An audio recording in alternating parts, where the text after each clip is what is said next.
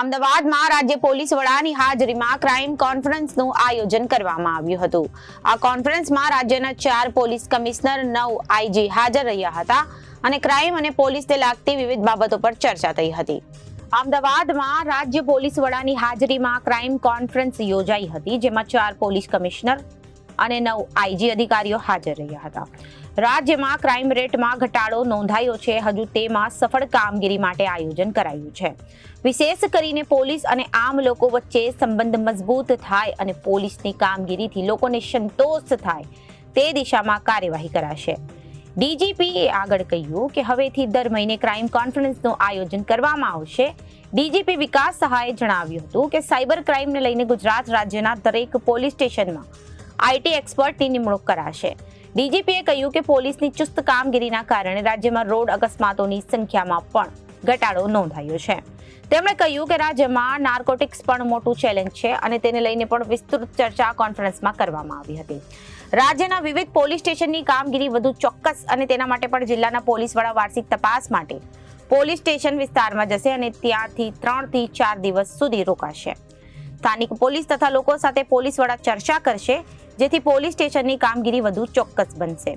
Cyber ક્રાઇમને લઈને ગુજરાત રાજ્યના દરેક પોલીસ સ્ટેશનમાં આઈટી એક્સપર્ટની નિમણૂક કરાશે।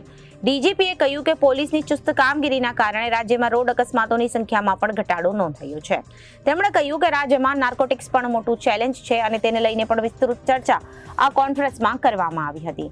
રાજ્યના વિવિધ પોલીસ સ્ટેશનની કામગીરી વધુ ચોક્કસ બને અને તેના માટે જિલ્લાના પોલીસ વડા વાર્ષિક તપાસ માટે પોલીસ સ્ટેશન વિસ્તારમાં જશે અને ત્યાં 3 થી 4 દિવસ સુધી રોકાશે। સ્થાનિક પોલીસ તથા લોકો સાથે પોલીસ વડા ચર્ચા કરશે, જેથી પોલીસ સ્ટેશનની કામગીરી વધુ ચોક્કસ બનશે।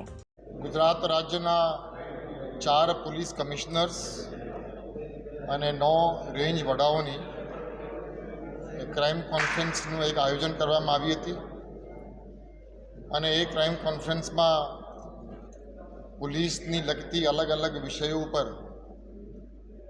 જે કામગીરી થઈ છે એ અંગે ખૂબ ઊંડાણથી ચર્ચા કરવામાં આવ્યું।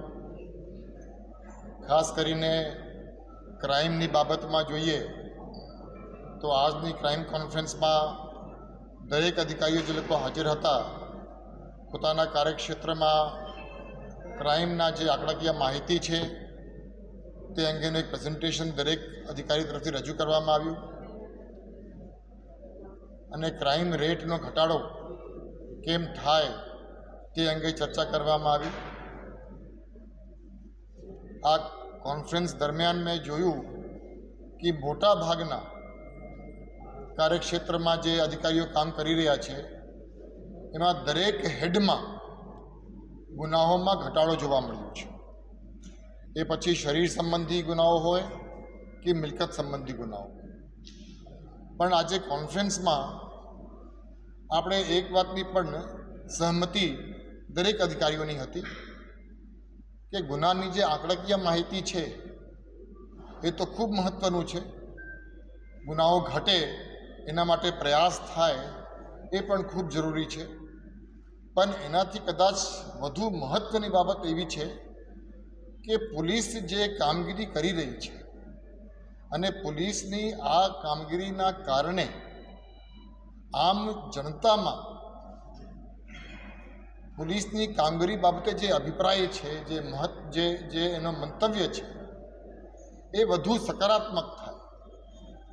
એટલે પોલીસ અને લોકોની વચ્ચેની જે સંબંધ છે, જે સંકલન છે એમાં ખાસ ઇમ્પ્રૂવમેન્ટ જોવા મળે તે બાબતે પણ ચર્ચા કરવામાં આવ્યું અને આ વિષયમાં ગુજરાત પોલીસની જે અલગ અલગ કમ્યુનિટી આઉટરીચ પ્રોગ્રામ્સ છે, 3 વાત તમારી 3 અમારી, 13 તુજકો અર્પણ, એસપીઝ પોલીસ સ્ટેશનની વાર્ષિક તપાસણીમાં જાય તો 3 રાત ત્યાં રોકાય, પોલીસ લાઇનની વિઝિટ કરે, એ તમામ બાબતો પણ ચર્ચા કરવામાં આવી કે જેના કારણે પોલીસ અને લોકોની વચ્ચે એક સકારાત્મક એટમોસ્ફિયરનું સર્જન થાય અને આપણે જે કામગીરી કરી રહ્યા છીએ એનાથી લોકોમાં જે સંતોષની ભાવના છે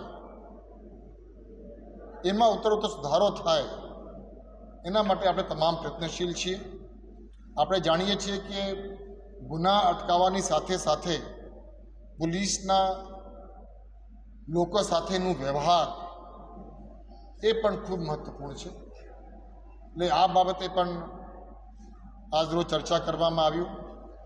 એની સાથે સાથે જે મુખ્ય વિષયો છે, દાખલા તરીકે મહિલા સુરક્ષા, બાળકોની સુરક્ષા, સાયબર ક્રાઇમ, તે અંગે પણ ખૂબ ઊંડાણથી ચર્ચા કરવામાં આવ્યું.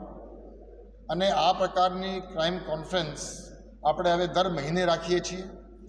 આ ક્રાઇમ કોન્ફરન્સ આજે અમદાવાદ શહેરની નવી સીપી ઓફિસ જે બની રહ્યું છે એના કોન્ફરન્સ હોલમાં રાખવામાં આવ્યું છે. અને આ કોન્ફરન્સ પછી જે સિનિયર અધિકારીઓ છે એ લોકોને આ નવી જે સીપી ઓફિસ બની રહ્યા છે એના વિઝિટમાં આપણે લઈ જવાના છીએ, જેથી કરીને આ લોકોના કોઈ ફીડબેક હોય કે અભિપ્રાય હોય તો એને અભિપ્રાય અને ફીડબેકને ધ્યાને લઈ કદાચ કોઈ નાના મોટા સુધારો કરવાનો થાય સીપી ઓફિસમાં તો એ પણ કરી શકાય.